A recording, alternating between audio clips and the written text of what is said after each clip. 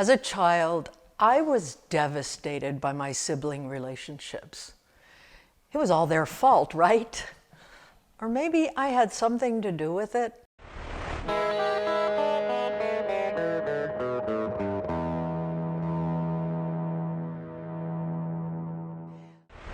Hi, this is Marlena Fiol from Becoming Who We Truly Are.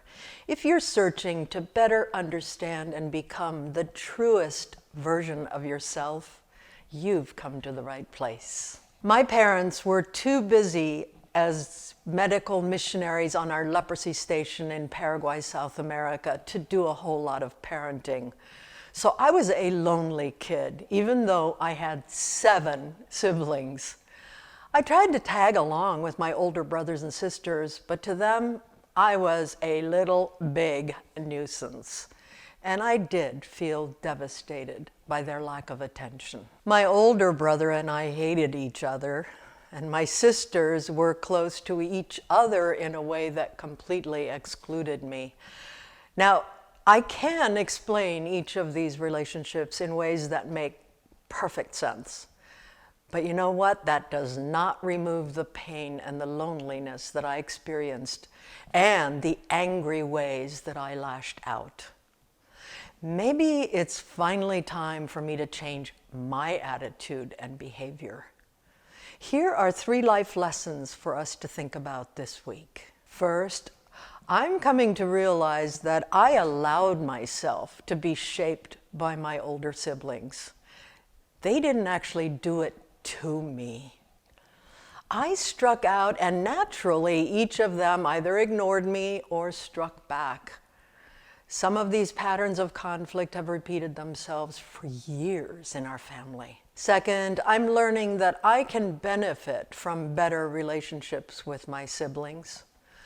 I've lost so much by not knowing them during those years and knowing what life looked like to them when we were growing up. Don Miguel Ruiz's 3rd agreement reminds me to not make assumptions about others the way I have about my siblings.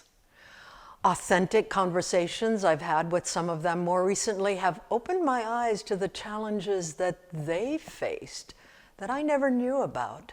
Challenges that were really not that different than my own. We could have helped each other so much along the way. So that leads to my 3rd lesson, and that is that I'm working on further healing the relationships with my siblings.